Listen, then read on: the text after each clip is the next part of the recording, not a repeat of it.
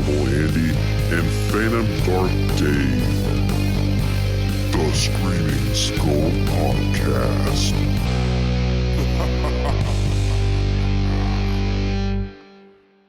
What's up, everybody? You're listening to a brand new episode of the Screaming Skull Podcast, and we are your hosts. I'm Phantom Dark Dave. And I'm Abnormal Andy. And if you guys have been checking us out lately, we've been having a lot of fun over here. Our last episode, we got to talk about a lot of Michael Myers. Andy, I don't know if I was ready for Halloween to be over, man. Oh, I definitely was not. I still got to watch some of the Halloween movies. We watched those three new ones, man. I got to go back and watch some of the classics, though. That's right, but for some folks, those new ones are going to become classics. That's true, man. If you think about it, like there's some people that those are their first Halloween movies that they saw. So that's kind of cool. I mean, in a way. Hey, for somebody that could be their favorite Halloweens, but Yeah. no, some people reached out to me and they said they really enjoyed the episode, and a few of my closest friends checked it out that I don't think normally listen to the podcast, so that was kind of cool that it took Michael Myers to bring them to the show, and I fucking love that because Michael Myers is the man. But the reason I bring up that episode is because at the end of it, we kind of segued like, hey, now that Halloween's over in November, we're going to do some 80 slashers. And we were totally going to do that, I promise you. But Andy and I had no idea that the Scream 7 trailer was going to drop, and that's changed everything. Andy, oh my God, it's Scream time, dude. Yeah, if you guys have been listening to us for any amount of time, you know that we are both Scream fanatics. Yeah, we just love the Scream franchise, and anytime there's any like new development in the franchise, we're always going to talk about it. So, I mean, this was just like no, this was and what do you call it? No, this is a no-brainer. Yeah. Normally, what our episodes are no-brainers. So That's this is right. We don't put a lot of thought into them. this is definitely a no-brainer. This was like a simple decision for us. We saw the new trailer came out. You're like, man, we got to talk about this. And then, but first we're gonna just kind of talk about the franchise as a whole and just kind of some of our favorite moments and what the franchise means to us and what it means to like the wider horror community too. And if people aren't familiar with the franchise, we can go into a little bit of its history maybe, and we'll talk about each movie, but this is just going to be kind of like a free form conversation, no real structure. So it's just going to be more of a stream of consciousness. So yeah, we're just here going to have fun with it. Yeah, and before we get started, I just want to say that when I think about Scream and Ghostface, a few people kind of come to my mind first, and I don't mean in the franchise, I just mean in my personal life. So this episode's kind of dedicated, man, to like my aunt who took me to see my first horror movie in theater, and it was Scream. Scream's what really solidified my love for the horror genre. My kid, Riley, who I've been just having the blast of times with getting into horror, and we've watched all the Scream movies together, and so I'm really loving this road. And then one of our recent guests on the show, Marty, I think Scream is his favorite horror movie, if not his favorite movie. And so like most of the horror community, everybody loves Ghostface. And so if you're finding us for the first time, have some fun. I hope you enjoy this episode because you got two guys here that just really love this movie.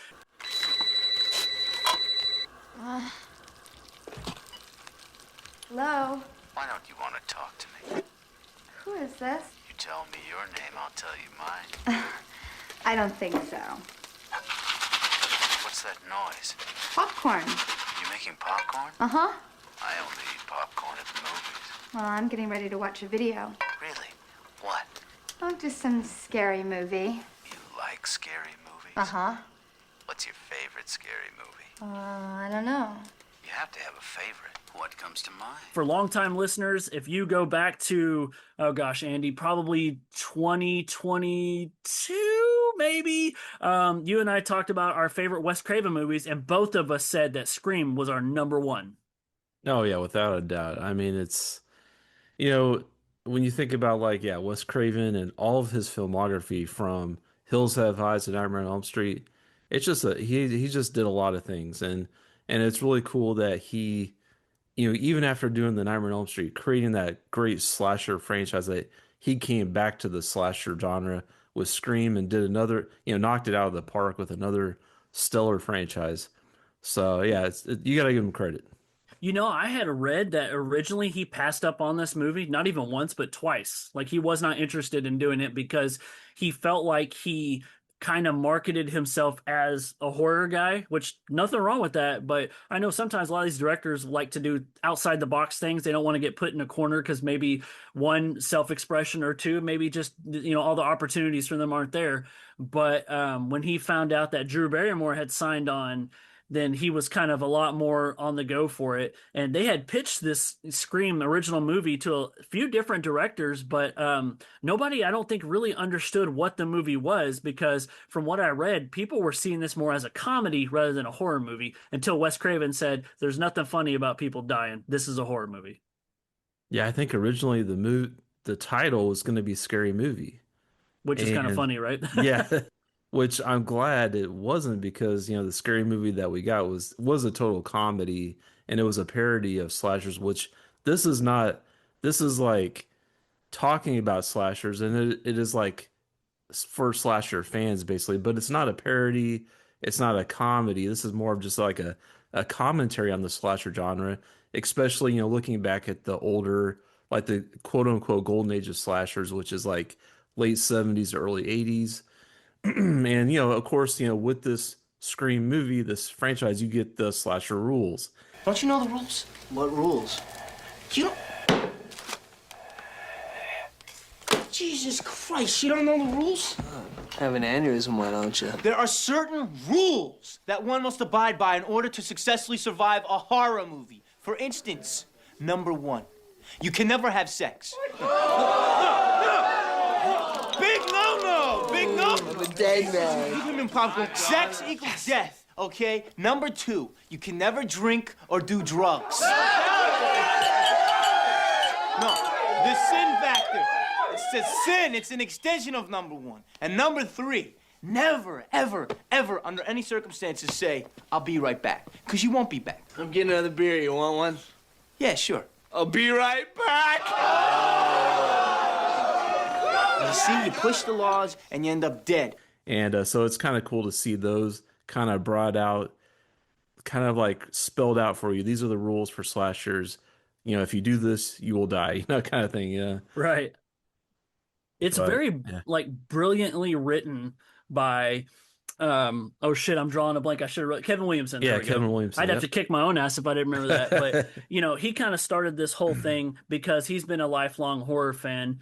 And so he put this script together along with ideas for sequels, from what I read, just like in a weekend, like in no time. And that's so lovely to hear, man, that somebody could just kind of spill their heart out into the script of putting everything that they love about the horror genre and tropes and homages towards horror movies that they love. And it puts it on the surface in a way that, Andy, I don't think I had ever seen before. Like, this is not a horror comedy, but it is very intelligent and there is humor, but it's mixed in different scenes that kind of like relieves you of some of the scarier parts, because there are very scary moments in this franchise. Yeah, and like you said, the comedy is well done. It's not slaps. I mean, you could say there is some kind of slapstick moments with Scream Face, with Ghostface, like tripping or actually getting hurt by the victim a little bit. But like you said, it's that comedy that is kind of like blended into this movie. It creates that relief, that comedic relief that you get because there is so much suspense and tension throughout these movies that it's kind of nice to have that little like breathing space. Like, okay, this is we get a little bit of a break from it, but then it puts you right back into not too far down the road, which I love, and I love that mixture of like a little bit of like, I don't want to say lightheartedness, but you have the screams are definitely brutal and it's slashers. You get the gore, you get the kills that we love so much in these movies. But with Ghostface, it's kind of interesting because you have the voice is such an iconic part of Ghostface, and Roger Jackson, I think, is the guy that does the voice. Yep. And so it's such an iconic voice, man. When you hear that, it's a Scream movie. That's one thing I'm really happy that they never got away from Roger Jackson because Scream, it's had a couple of different directors, it's had a couple of different writers, and it's had different people star in the movie. But one thing that's been consistent throughout of them is, in fact, the voice of Ghostface because of how iconic it is. Yeah, I mean it's such a distinctive voice, and I love it. And like you said, it's such a part of this franchise now that I don't think they could get away, from it. They've even had, in part three, they had, uh, well, they had uh, Ghostface speaking other characters' voices, which was kind of interesting. And I'm wondering with this Scream 7, what they're going to do with, or is like AI going to be a part of it? Who knows what, but we'll get into that. We'll get into our Scream 7 discussion here in a little bit, but yeah, man, it's such a cool idea for a slasher movie. And also, and it plays on the tropes from like our older movies, like When a Stranger Calls. The calls are coming from inside the house, kind of thing, and it plays on all those common tropes. But then it also does stuff that we don't expect. Like killing off what we would expect to be our final girl, like Drew Barrymore getting killed in the first 20 minutes of Scream. And it's that that is like the best opening for a horror movie, I feel like, and it's just Well, one of and the many things. that's recalling 1960s Psycho with Janet Leigh. Oh, that's right. Yep. Janet Leigh. Yeah, it's kind of. Yeah, Hitchcock was the first to do it. Yeah, for sure. And one thing that is near and dear to my heart is a movie that you've went on record. I think it said you don't love it. You definitely don't love it as much as I do, but it's He Knows You're Alone. It's one of my favorite 80s horror movies, and it's heavily referenced in the opening of Scream 2 with the murder in the movie theater. I loved that they did that. Oh yeah, it's been so long since I've seen that movie. I don't even remember. I know you gave me your copy. Oh, okay. That's why you don't. But Was that movie opens in a very similar way. Oh, okay. Cool. So I just can't forget about Tom Hanks. I keep thinking about Tom Hanks when I think of He Knows You're Alone. and nothing wrong with that. That likely started his career. Yeah, and it's so funny. Like we talk about people who start in the horror genre, but then they try to get out of it as they progress in their career. And but then there's so many uh, actors and actresses that stay in the horror genre, and it's really cool to see. That they love the genre so much they just want to stay in it. And of course, they're adored by the fans. They go to conventions and stuff like that, and get to meet their fans. It's a really cool community to be a part of. How many of these Scream movies have you seen in theater? Okay, I've seen one, two, three, and then I saw six or five and six. Yeah, Really? I didn't see four in the theater for That's some reason. exactly the same for me. Really? 100%. Yes. How weird is that? I don't know. I think when four came out, I wasn't super excited about it, to be honest. Well, And it'd been so done for so long already. yeah, it was weird. It just like because what 1999 was Scream 3, I think somewhere around It's there like 99, 2000. 2000. Yeah. And then it was 2010, 2011. 11. Yeah. Yeah. So I don't know, like yeah, I was out of I mean, I love one, two, and three, but I wasn't like at that point, I wasn't even like thinking about Scream. We I all guess thought it was going to be done. It was a trilogy that wrapped up. It had a, pretty decent, happy ending, so to speak. And so to hear that there's another addition to a franchise that you thought was done 11 years later, even though it had returning creators to it, it was a bit shocking. But I can't use the same excuse because I was like super excited to see this movie, but it yeah. just came at a time in my life where I really couldn't get out and get to the movie with the kids and everything. So four is the one I missed, but I remember specifically when it came available to rent on iTunes. That is the first movie I've ever rented on iTunes. And I'm just going to let the cat out of the bag right now. I didn't ask you to do this or anything like that. But when I talk to my kid all the time about Scream, and we always talk about basically what conversation we're kind of having today. So it's kind of fun to have it again with you. But we always talk about, putting movies in order, which ones you like. Are there any you dislike? What would you have done different? Number one will always be the best in my opinion, and I love it very much. But number four is a very close second. Wow, okay. Yeah, I think for me, like I like four. It's probably not one of my favorites, to be honest. I think the first three for me are my favorites, and that's always going to be like my trilogy. In order, one, two, three. Yeah, yeah, for Okay. sure. Especially one and two, like they go great together. Three is kind of an odd one just because it's a little bit different. But I still like it. And then four is its own thing. I feel like it's just kind of like a standalone movie. It doesn't quite connect What? with. I don't know. I feel like it doesn't quite connect with the first three or the next two that come. Lies. You should Okay. rewatch it. It's Okay. rules of a remake. It does so much that the first movie does, and Yeah, well. that's true. I mean, yeah, it does throw some stuff at us. Like, the killer reveal was, I wasn't expecting that.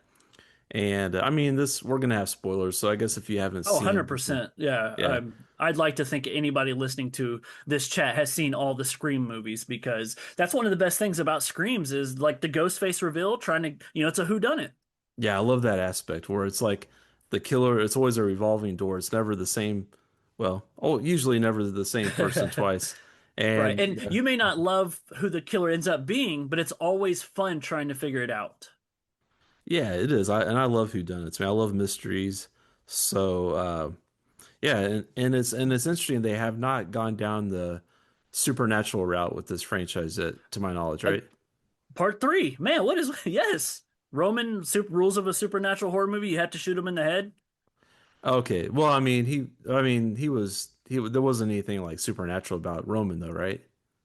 I mean, okay, that's a whole that's why we're having this chat, right? Was there? Oh, Because okay. three, so actually three is my third favorite.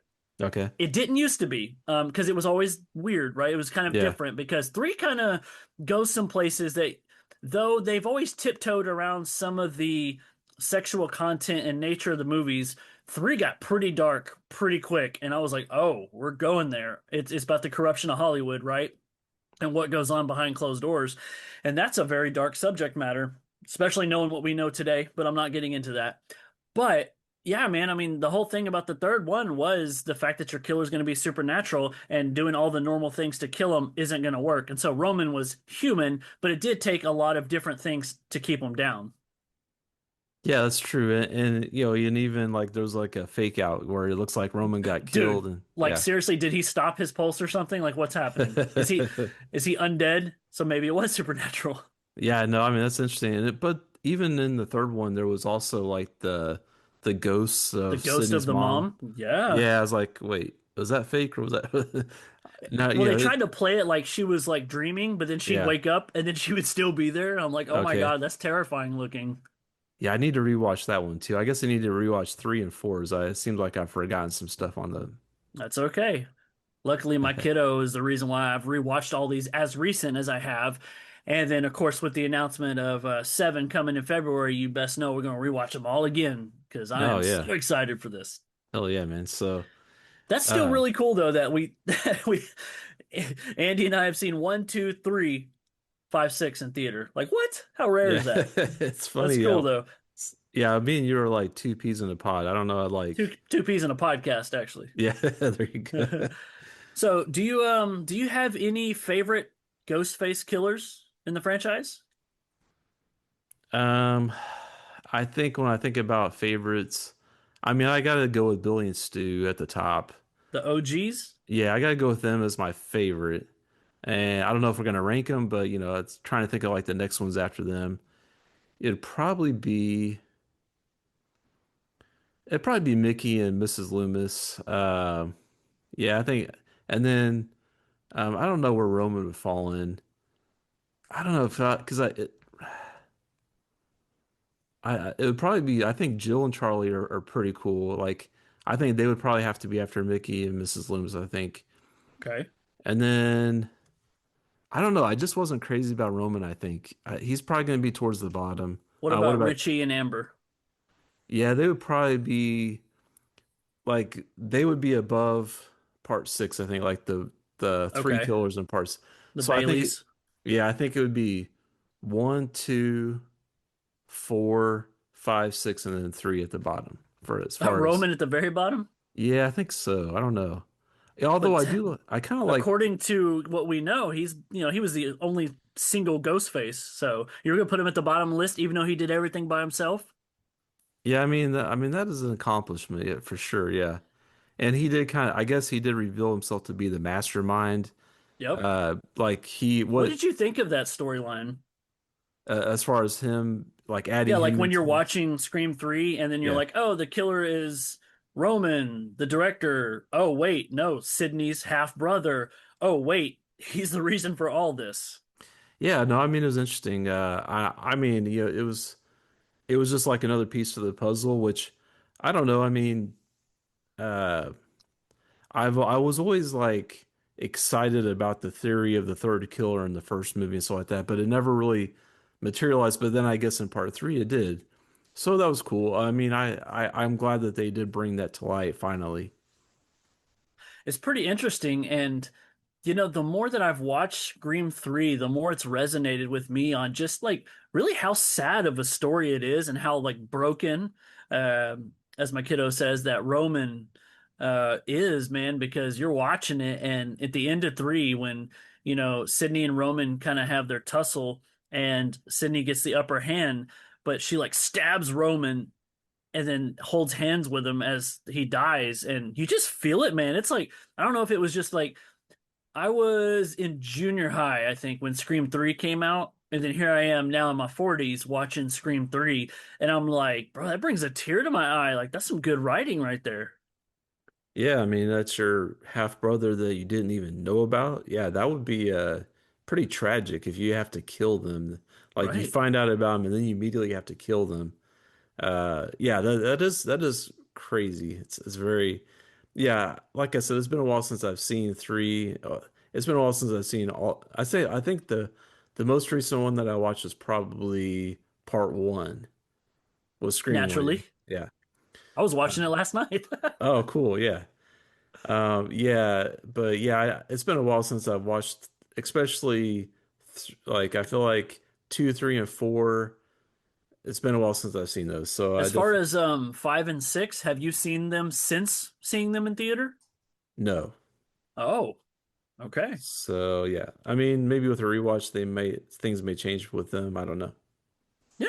And that's the reality too, man. Like what they're doing with the Scream franchise, you got your legacy characters and you got your newer characters who become your returning characters to further sequels, and they're kind of blending it together. But Andy, face it, dude, we're old. We're always gonna kind of understand and vibe with the older movies because that's the time period we grew up in. Like I imagine for some folks today, and I'm not trying to speak for anybody specifically, but it may be weird for somebody in their teens or 20s to see a horror movie that's like, oh, you didn't have cell phones to call for help. You know what I mean? Like I don't know, for some Yeah, folks that may take you out of it. And that's why like a lot of movies will write it in like, oh, turn in your cell phones. That way they can, get rid of the whole trope of not having your phone or whatever. But at the same time, when you live in that time period, there's kids today that grew up with 5 and 6. Like my kiddo, I think 6 is the favorite. So, okay.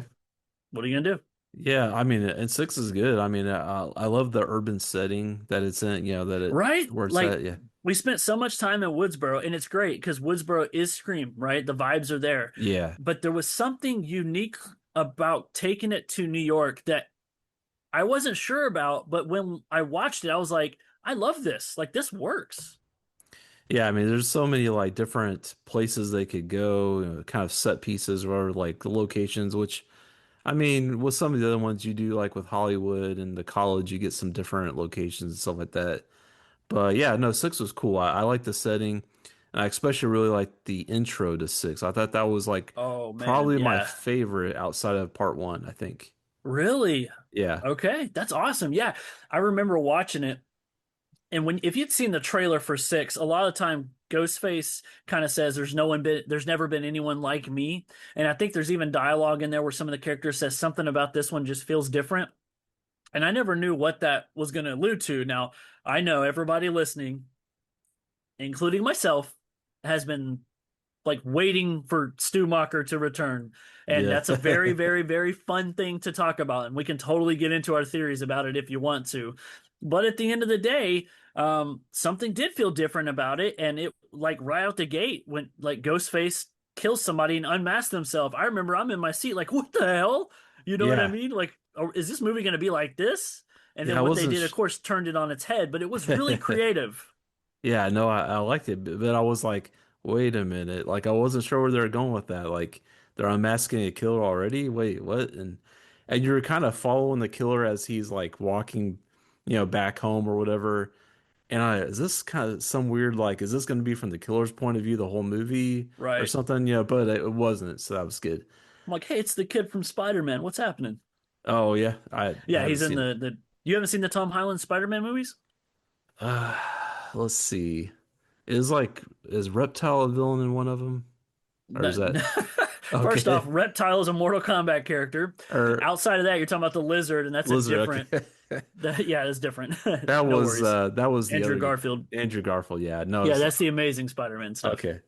I No, have no not worries. seen, We'll do a but Spider-Man chat one day, no problem. okay. That's kind of horror adjacent, right? It can be if you want it to be. Yeah, Venom, dude, that shit gets dark. Oh yeah. But no, man, there's just something so comforting about being in the Scream universe, and it doesn't matter which Scream movie you're watching. I like them all. You like them all. You just need to rewatch some, but it's a great place to be. And each one has some really awesome and unique kills in there. And I'm wondering, what are some of your favorite Ghostface kills? So just off the top of my head, when I think about Scream, man, I think about, of course, Drew Barrymore, but outside of that, like I go to the opening of Scream 2 in the movie theater. That was really cool. Um, Even though they're not my favorite openings to the movies, like the Scream 2 kills, like the beginning were cool. Cotton Weary and his girlfriend Oh, getting yeah. that was great. Um, Even Kirby getting stabbed by Charlie. Oh, that was good. Um, And they brought Kirby back, so that was cool. yeah, that was really cool. I appreciated that. Amber getting killed in part 5. I thought that was, I mean, I don't know if that's considered Oh, a when kill or she not, went but up in flames, that was incredible. yeah.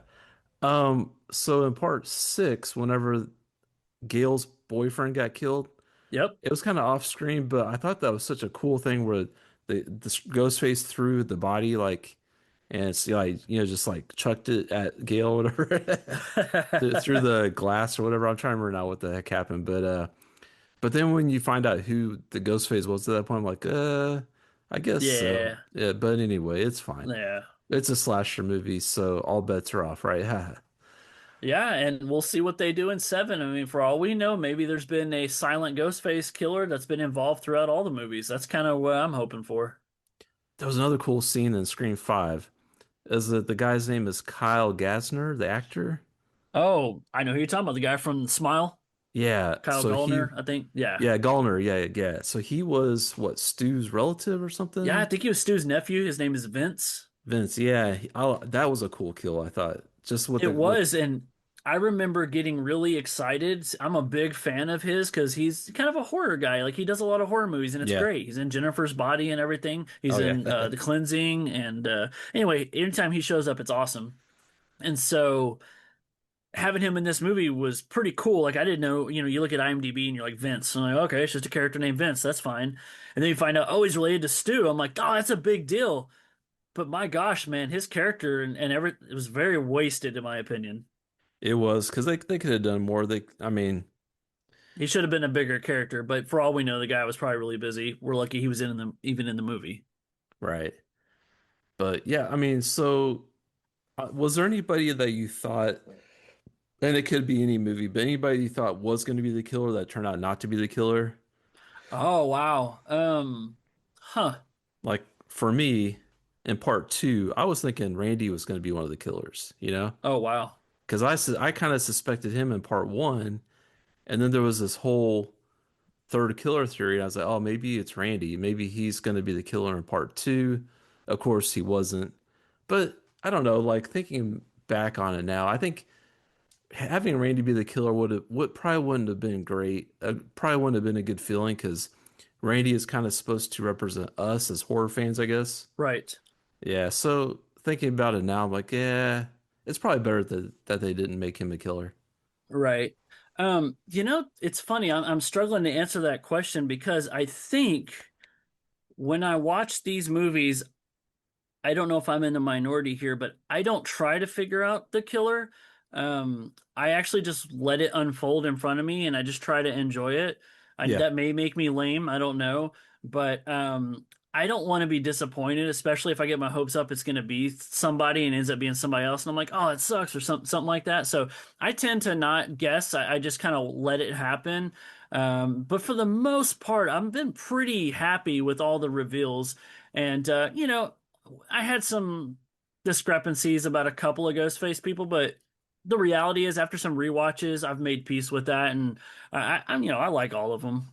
It's funny. I got a kind of a weird story. So before Scream 6 came out, I was like totally amped up to go see it, right? Of And so course. before I saw it, I had a dream about it that there was going to be a fake kill, like somebody Oh, who gets or who thinks gets killed. yeah, And it turned out to be true. And I was yeah, like, the wow, fake out death, yeah, yeah. So and I don't know if that's just because they've done it in the past or what, but a couple of times, right? With Billy in the first one, Roman in the oh, that's third right. one, Yeah. yeah. Yeah, I always forget about Billy. Yeah, he did get the fake out. Uh Hey, I want to yeah. share something with you. So, Yeah. my kiddo and I were deep diving a whole bunch of stuff. Like ever since the announcement of Scream 7, we just been kind of seeing what people are talking about. And I saw this thing on Reddit that we talked about, and I want to reveal it on the podcast. So, somebody named Chris Bliss wrote this, so I'm not taking credit for it. I'm just reading it. But shout out to my kiddo for helping me get all this written down. But this person went in here and wrote down everything they like about all the Ghostface killers. And this won't take long, okay? But I wanted to Okay, do it yeah. real quick, and I wanted to get your opinion on each one and see if you agree or disagree, okay? So, Yeah, yeah. first one, Billy. This person said, fantastic acting by Skeet Ulrich. Seriously, knocked it out of the park and should have had a huge career after this role. Also, I love how all the signs pointed to Billy being the killer, but you were kind of like, well, that's too obvious. It has to be someone else. But then it turns out that it is Billy all along, and like all those warning signs were genuine, and you start to feel for Sidney, when she starts to second guess herself. So, what do you think about what this person said about Billy as Ghostface? Yeah, I mean, it's yeah, he's right. They're right on there. I mean, yeah, oh, Ski Ulrich did a great job acting in this movie. Like, yeah, I agree. He should have went on to Isn't it have, weird that he, didn't have a bigger career after this? Because yeah. I mean, he's a stud, right? He had like that 90s hunk Johnny Depp kind of vibe Oh, going. yeah. And he was a great psycho boyfriend killer in this. Uh-huh. And even if he would have just been cast as the killer in many movies, okay, fine. He would have still landed a lot more work. And he's been working, but you just didn't really hear much about him after this. And it's No, yeah. weird to me. Yeah, and like Matthew Lillard even went on. I feel Well, like Matthew Lillard was the one that went on to do the most after this, you know? yeah, and so I'll get into that right now. So let's talk about Stu. Yeah. So this person said Matthew Lillard clearly had a blast and chewed up the scenery. Perfect chaotic foil for someone like Billy. I love that he was basically the henchman in the partnership, getting his hands dirty, but also very immature. My mom and dad are gonna be so mad at me, and don't hit me with the phone, Dick, are such iconic scream lines. Oh, they are some, yeah. It just adds a lot of depth to his character, I feel like. And usually with killers in a slasher movie, they're just like these one-note characters. But with like Billy and Stu, like you really see kind of fully formed characters, which I really like. Yeah, they were extremely well written, and also being in school when this came out, I love the whole high school vibe and everything. And man, it's so crazy, right? When you look at some of the older Scream movies, it's like all the high school kids. Remember the treatment? It's just like Saved by the Bell, like all these kids are in their 20s. And then you look at like the newer Scream movies and they look so much younger. Oh, they do. Yeah. Yeah, But you're that right. works with today's time, because I think today's generation, that could just be the old man in me. I don't know. But I look at somebody, I'm like, did I look like that in high school? I look like you're a senior, but you look like a damn child. You know what I mean? Yeah, yeah. I mean, I do the same thing. I see kids or young people, and I'm like, and I find out how old they are. I'm like, wow, I wouldn't have guessed that, but Right. All yeah. right. Let's go to Scream 2. Let's talk about Mickey, the freaky Tarantino film student. So, this person said, I love Timothy Oliphant in general, and this was a cool departure from his typical good guy roles. He was probably the first and only Scream killer to want to get caught for the publicity. Billy had motive, and Stu was easily manipulated with some unsettling issues. Mickey just wanted a media frenzy and wanted to become famous for picking up where Billy and Stu left off. Yeah, I mean, Timothy Olyphant, such a great actor. And I'm trying to think of, did he have a good guy image when he came out in this? I don't know, because it seemed like I the feel like stuff. this is kind of the first time I saw him, but after Yeah. this, he was like the cop in Gone in 60 Seconds, and Oh, he was a okay. drug dealer in the movie Go, Yes. and he was in The Girl Next Door and stuff like that. So, but Oh, he okay. was like actively working. But I mean, this was, it's crazy about him because, technically he probably has the highest body count than anybody, not as Ghostface, but in Scream 2, it's revealed that he was already a serial killer before being Ghostface, like in life. Really? Yeah, because they met on a website where active serial killers go. So the reality is the Oh, only damn. reason he did what he did is because Mrs. Loomis paid his tuition. Oh, wow. But he was going to kill people regardless. Wow. I totally missed that. Yeah. That's a cool little Easter egg there. So let's talk about Mrs. Loomis, played by Laurie Metcalf from Roseanne, which was Yeah. really unique, because that's Yeah. Jackie. Uh-huh. This person said, I love Laurie Metcalf, and she totally blends in that when you see first that she's a killer, you're like, wait, what? Yeah. Also, I love how succinctly that she sums up her reasoning as just good old-fashioned revenge. It makes sense, and it feels a bit like an homage to Mrs. Voorhees being the killer in the original Friday the 13th when everyone suspected it was Jason. She's also clearly the brains of the operation, much like her son, and Mickey is the henchman, kind of like Stu. Yeah. Yeah. I agree. They were such a weird pair, but out of all of the Scream movies, you know how like there's always like anytime a ghost face is revealed, it's always like done differently. Yeah. My Yeah. favorite reveal, I love, we all go a little mad sometimes with Billy, like that was great. I love Stu, surprise Sidney with the voice changer. But I gotta say, Mickey, his reveal is my favorite because that was the first time where you've seen Ghostface unmask themselves. Because when Billy and Stu revealed themselves as Ghostface, they were just all bloodied up in the house, no mask or anything. But with Mickey, like when you see him, he unmasks himself and he looks great. So what did you think about the reveal of, Mickey and then Mrs. Loomis? Yeah, I was surprised because I remember, I mean, I recognized Mickey once, he took the mask. I was like, okay, that was the boyfriend's friend. But then whenever Mrs. Loomis came out, I didn't really, yeah, like I said, I didn't recognize her, and I forgot that she was in a earlier scene as like a reporter, Yep. and so she's just like in there for like a split, a second, and so it's like, yeah, I mean, I guess I think it would have been hard for somebody to guess who those killers were going to be. Oh, for sure. I mean, and Mrs. Loomis was a reporter named Debbie Salt, and she'd popped up a few different times because she had confrontations with Gale. But when she was revealed to be the killer, you're just like, oh, the random reporter lady? Okay. But it's like Billy's mother. You're like, oh shit. Oh yeah, that was a cool reveal. Yeah. Yeah. And so, good old fashioned revenge. But let's move on. Scream 3. We talked about Roman a little bit. And so this person said, I actually really liked Roman as Ghostface and find his reasoning totally believable. Sydney's mom kept so many secrets that she'd totally be the type to leave town when she was 18 and have a secret son. And this person also said that Scott Foley, the actor who played Roman, actually, even when not being Ghostface, just played the character of Roman really well and was quite funny. And I agree with that. The more I've watched Scream 3, Roman was a pretty likable character. Yeah, yeah, I think so.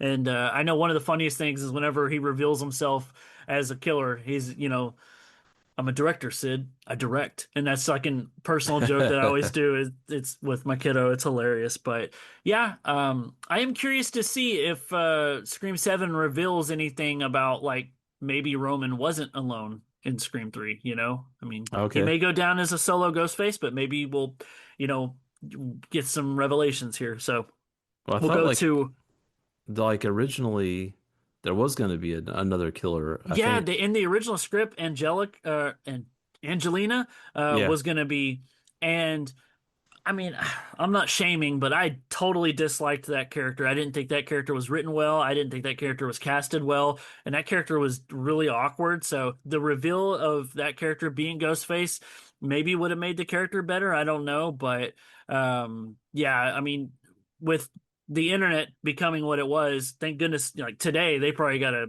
jump, the hell, we didn't even get the trailer till just now for Scream 7, but back then, things were leaked a couple of times, so they had to rewrite that script pretty often, so much so that when they filmed, they didn't even tell them who the killers were until it was time to do the scenes. Yeah. Let's talk Scream 4, man. I mean, we got Jill. This person said possibly my second favorite Ghostface ever because she was meant to be the inverse of Sidney. And they said a seemingly smart, quiet, popular girl who's dealing with hardship. And then it's revealed that she actually planned all this to steal the spotlight from her cousin. And that's what I really loved. This person mentioned her being the inverse of Sidney, and she totally was, so much so that she was batshit crazy from the beginning because whenever she reveals herself, she turns on her partner and then she does all this self manipulation to make herself look like she was a sole survivor. And did you know in the original script, she was going to be the only Ghostface who actually got away? Oh, really? Okay. So if you remember Scream 4, after the kitchen scene, which mirrors the end of Scream 1, Jill gets kind of pulled out on a stretcher and the cameras and the media is going crazy of, oh, she survived, da-da-da-da-da. And then they do this whole hospital ending. That whole hospital ending was filmed later and tacked on because audiences, it didn't test well that Jill as Ghostface got away with everything. Yeah, I could understand that, but it would have been interesting to It'd have been so cool. see maybe like a sequel, she would be in like a sequel or something. And Well, yeah, there was a sequel script that was floating around of her getting away with everything, but having to flip roles and become kind of a protagonist because then she starts to getting stalked by somebody who's a ghost face because they knew she was a previous ghost face. So now she becomes the victim. And I'm like, where's that movie? That sounds awesome. yeah, that's interesting. Yeah. What'd you think about our partner, Charlie, played by Rory Culkin? Because I agree with this person. They said that I love the idea of like Sydney and Randy becoming the killers in the reboot, basically, of Scream. The sad part is I genuinely think Charlie was in love with Jill, and the fact that he did all this for her was beyond twisted. And that's what I really liked, is because Rory Culkin's character of Charlie was basically like the Randy because he was in the film club and everything. And then he's like, look, Randy gets the girl. But then it's revealed, oh, actually, you're not playing, the new Randy. You're actually the Stu to Trevor's Billy. And it just sucked that Jill had played him the whole time, but it was such a cool revelation. Yeah. Yeah, no, that was cool. And I did like Charlie. Yeah, I thought he was it was like it was kind of a surprise when it was revealed. I wasn't expecting him to be the killer. Like the way he revealed it by just stabbing Kirby. Like, oh, he's like, Yeah. how's this for making a move? I'm like, damn. Yeah. Yeah, and I like, the Culkins are the Culkins. We all know them because we grew up with, Home Alone and everything. And Rory's done, his fair share of acting, but it's the only time I'd seen him be a serial killer like this, and I thought it was awesome. And Charlie is definitely by far the most brutal Ghostface we've ever had. Like Scream 4 doesn't hold back on the kills, and that's very polarizing because Scream 3 had to hold back because the time period it came out was around Columbine, so they kind of neutered the film a lot, and rightfully so. I totally get it. But then Scream 4 was like, okay, let's just do it, and I'm glad they did because it was awesome. Oh yeah. I mean, from what I remember, there was a lot of kills in 4. And yeah, they just and was I was trying to think, was Charlie like a taller person? I'm trying to think, would he be like an opposing Ghostface? Um, I feel like he was average height. I don't think he Yeah. was much taller. I think we get that in Scream 5 with Richie. I think he's Yeah. pretty tall. And, his character, they say, is definitely in the Mickey category, except he didn't want to get caught. But the motives were about the same, because Scream 5 is all about toxic fandom. And so Richie was played by Jack Quaid and did a really good job playing the sweet boyfriend character and the Ghostface character, which is a complete opposite of Scream 1 because Billy wasn't sweet. So it was kind of like, oh, we got Sam Carpenter. Oh, look, Ghostface is the boyfriend again. But it's like, it's kind of shocking, though, because he was likable. He was likable. I mean, he was like eating pizza on his hotel bed there. He is like hanging out, watching Netflix or Dead whatever. meat. Oh, he's watching Dead Meat. Yeah. Yeah, he was watching Dead Meat. And I was just like, Oh, that's okay, funny. I see what you did there, Lucky. But yeah, I mean, he was a very likable character, and I and heard I that in Scream 7, the killer's going to be listening to the Scream and Skull podcast. Did you hear about that? hey, there you go. Okay. So obviously he had his counterpart, Amber, and Oh yeah, this was the one I had a problem with, not because of the actress. I mean, Mike Madsen is awesome and she's crazy and plays crazy very well, yeah. but merely because of her stature, I was just like, oh, there's no way. But I let it go, suspend disbelief. A movie's a movie. And this person said that, the character of Amber was just creepy in general, especially on rewatches, and her whole final fight scene with Sidney and Gale is great, and it reminds this person of Once Upon a Time in Hollywood. You've seen that movie, right? Oh yeah, yeah, Oh, yeah, man. Mikey Madsen just likes to be on fire, huh? yeah. But I remember that was an oh shit moment for me. Watching Scream 5 and she goes up in flames. I was like, whoa. Yeah, that was quite the tense ending there, and you're like, man, what's it gonna take to finally put her down? Yeah, and I remember thinking that whenever she got hit over the head with that bottle, I thought it was alcohol because it was the kitchen. That makes sense. But come to find out, it was actually hand sanitizer, and I'm like, oh, that fit the time period really well. Oh yeah, yeah, And then, of course, Scream 6, you had the Bailey family, which, was the first time that we visually and up front had three Ghostface killers, and it was a continuation of 5. And, this person, I'm going to agree, they said probably the weakest Ghostfaces of all the franchise, but they liked that it was 3 instead of a classic duo. What did you think of Dermot Mulroney, having Wayne Bailey as a detective and also being a killer? yeah. That was kind of an odd choice, but I mean, I guess for it was kind of interesting to have a Ghostface be a police officer as well, a Did detective. it I give mean, you like Mrs. Loomis vibes at all? Being a dad figure, revenge for your kid who was a ghost face. I mean, it's there, right? yeah, I guess so. Yeah, but I didn't really think about that, but yeah, I mean, it is kind of the same thing, I guess. Yeah, I don't know, but he was able to have his other kids alongside with him taking part in the killing too. Yeah, and I mean the only reason why this wasn't for ghost faces is the mom wasn't on board, and so you learn that one of the kids, Jack or is it Evan, Ethan? Oh my God, I'm gonna get yelled at for this. I think it's Ethan. Um, he was forced to kill his mom because she wasn't crazy enough like the rest of them. And I'm like, oh, that's pretty demented. Yeah. Yeah, But wow. the thing with Scream 6 that kind of just gets under my skin a little bit is the way they did that. Like, you can say what you want about Scream 3 and Roman and Gail checked his pulse. Oh, he's definitely dead and he's not dead. Yes, that totally makes no sense to me. I agree with you. But come on, you're telling me in Scream 6 that Wayne Bailey, the detective, was able to like swap his daughter's body who faked her death with a different body? Like, nobody saw this? Yeah, that You was know? that was a stretch, yeah. Thank you. Yes, that is a great way to describe it. It was a stretch, but I've come to terms with it. It's fine, and the kills are pretty crazy in 6 as well. I mean, this dude gets stabbed in the mouth. I'm like, geez, Oh yeah. that's tough. Yeah. And so, but we like all 6 movies, and it's all leading up to this point now, man. Because if you're ready, I'm ready. I'm kind of excited. I want to talk about Scream 7. Yeah, let's do it. This is it.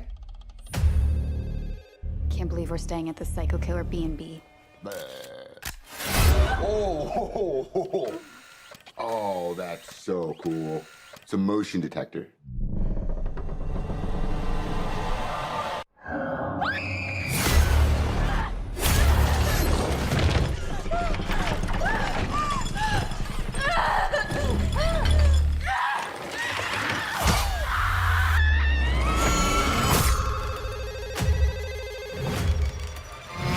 Hello? Hello, Sidney. Did you miss me? Nice little town you found. You and your pretty daughter. Reminds me of where we grew up. Well, you sure know a lot about me for another asshole hiding behind a voice changer. Oh, I'm not hiding, Sidney. Not this time.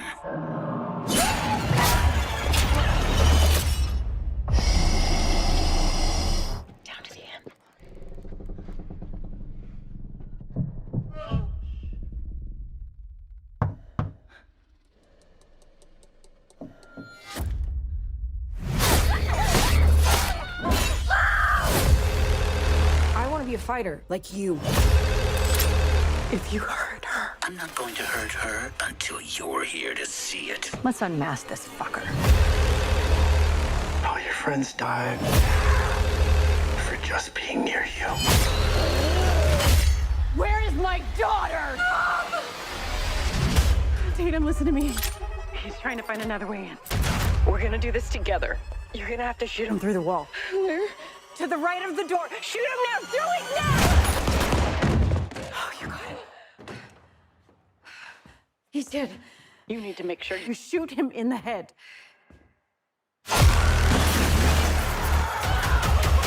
I'm gonna burn it all down. Mother...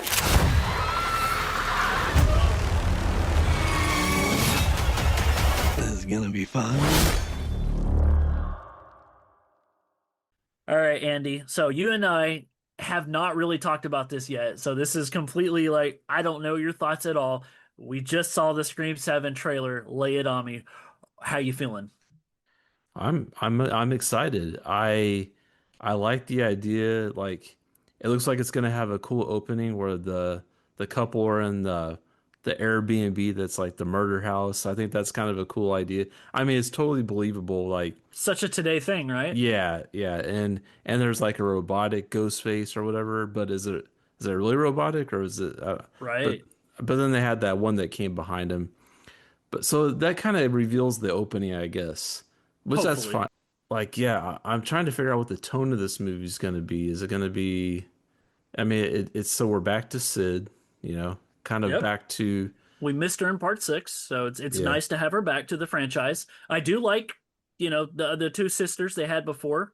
I thought they did Sure, a really yeah. good job, but there is something really comforting about kind of being back with some of the OGs, even though we lost Dewey in 5, and that really hurt Yeah.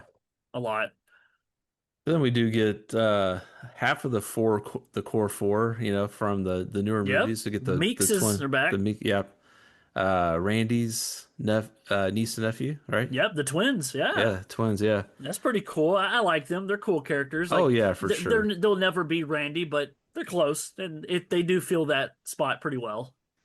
So then, so we got the returning characters. We got new people. We got like Sydney's daughter is now going to be like Yeah. one of the people in the mix. I was But- so thrown off though that her husband is a different Mark. Like I was Yeah. led to believe, especially in Scream 5, that when she referred to her husband Mark, I was like, "Oh, Mark Kincaid from 3. That's awesome." That kind of worked, That would have been great. Yeah.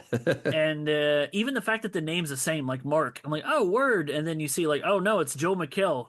And I'm like, "Oh, I don't like that guy. Damn it." Oh, that's right. You said that before. You don't like him. Yeah, but you know what? Here's the reality with Joel McHale is he's kind of like a great value Ryan Reynolds. He thinks he's really funny and he's not. And he doesn't have the star power that Ryan Reynolds does. But here's the reality. Like, if he turns out to be Ghostface, I'm gonna be fucking pissed. He's probably gonna ruin Scream for me, so that better not happen. But then again, like Sydney's husband being a Ghostface kind of follows a line like that could happen. So I'm a little worried about that. Well, But man, if Joel McHale gets like, why does he get to be in a Scream movie? That makes me so mad. But I that's saw the funny. trailer too, and Scream 7 looks pretty good though. I'm not gonna lie. Yeah, so it's almost like it's a new town or something. Like Sydney's moved away to a new place, and Dude, my backyard, Dallas, Texas. oh, okay, awesome. Yeah, she moved because when they're there, you see like a movie theater marquee and it says Dallas above it, and they're showing like Texas Oh. Chainsaw Massacre. So I'm like, that's clearly Dallas, Texas, right? Wow. Okay.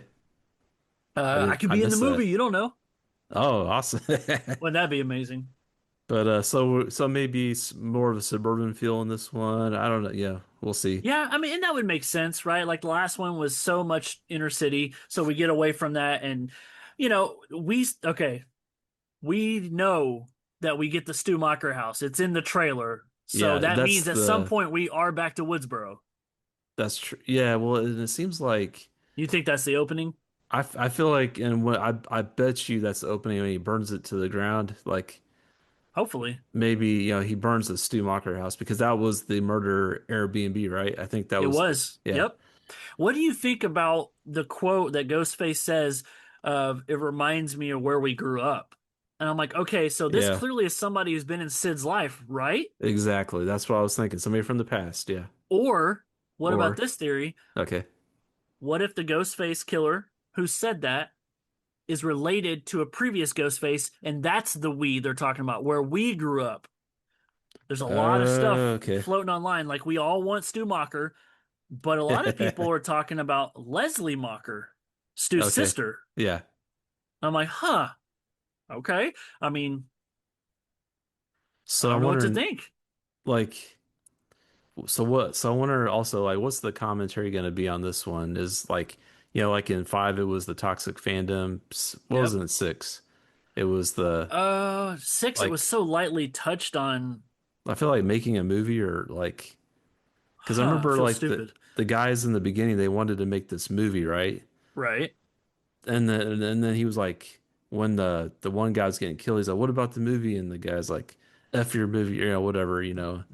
So it was almost like they the real or the main killers in Scream Six were like, oh, they were like, Man, so many people are probably yelling at us right now. I feel so bad not knowing what the but meta anyway, commentary was. I remember the rules that they were going by in the movie, where you obviously have like horror movie, sequel, trilogy, remake, requel, franchise. Like, what is seven going to be about? That's where my head's at.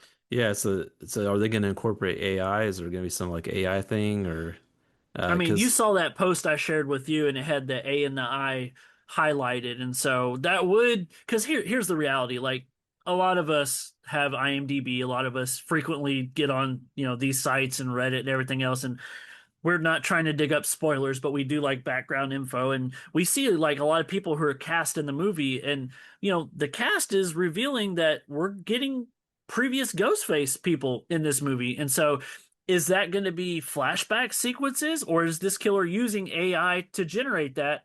I don't know. yeah, I'm wondering about that because yeah, we got Roman coming back, Stu, but then we also have some other people. Oh, and Uh, you hear Stu's voice at the end of the trailer, so you're like, huh. exactly. That's what I was thinking. This It is makes gonna my be. hair stand up on end, man. I'm really excited. I can't wait to see what they're like. I don't. I'm setting expectations as low as possible, so I can't be disappointed. It's a Scream movie. I'm gonna love it. I don't want to have too many hopes and expectations, but the fact is, I just want a good Scream movie, and I feel like we're gonna get that. I really do. So looking at the look of Ghostface, it looks like we're going back to just the normal, like new mask, new costume, probably. Sure, Because like in six, you had that mask that was kind of cracked it's and like that kind of Warren aged. Billy look. Yeah, Yeah, which I really liked. I thought that was cool for, especially for like a character from the past coming back. It would have been cool to have that old aged don't get me mask. started, man. I thought that was gonna be Stu, especially when they had the entire like shrine of all the old stuff, and I was like, Yeah, it's gonna be Stu. I see the TV, all these things, and then it's like the Bailey family, and I'm like, what? No, Stu. Even though the kid, the son, got his head crushed with the TV, just like Stu, I'm like, that's cool. But okay, yeah. so we're talking about theories and Scream Seven. So I hope I'm not losing people by bringing up Stu Macher a lot. I think he's mostly loved. But people are like to talk about this. Like, was he in fact killed in Scream? Like, crushed by a TV, electrocuted. Like, you can easily say he's dead, yes. But there's also like originally Kevin Williamson wrote the script for Scream 3 with Stu surviving that. And he Yeah. was going to be in prison communicating with somebody on the outside through letters and, training a ghost face through that. Right, right. Are we going to finally get that, But I think if Stu was alive but in prison, I would think that like Sid would know about that, right? You Or would you, think so, but what if okay, so I've been toying with this, right? What if they go the route that Stu, like, Sydney should be aware, yes. Maybe she doesn't want to be aware. She has tried to put all this away and move on. I mean, clearly for the protection of her kids, if nothing else. But what if Stu ended up not being charged for everything because maybe, somehow Billy got charged for everything. Stu was, forced to do it. He didn't want to do it, peer pressure, manipulation, say what you will. So maybe Stu gets off as an accomplice and maybe he's been around since Scream 3. Maybe he helped Roman. You know what I mean?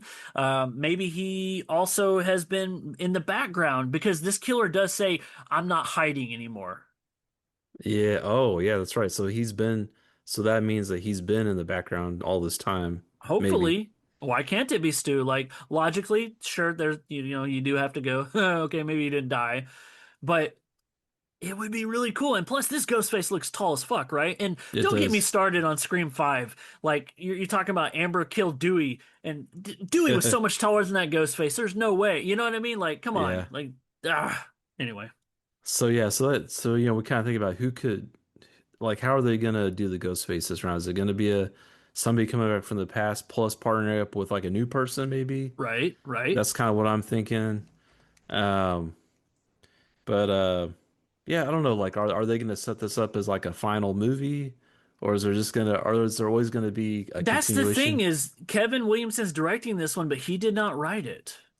Okay. We're still bringing in writers that Radio Silence used, and so we're kind of getting similar writing from part 5 and 6. And so, if anything, I thought we were going in a whole new direction. So with Sydney returning, it's great, but with Nev Campbell returning, it also makes me feel that this might be the last one. Yeah, I could see that, or maybe her last one. I don't know. Right, right. Like there could, and here's the reality is I'm so torn on this thing. Like you kind of don't want to whip a dead horse, right? Like you don't want them to drive this thing into the ground where we're getting ridiculous with it. Cause there are some ridiculous things in some of the later sequels for sure. Um, but there's a lot of fan service involved, what feels like a good ending at this point?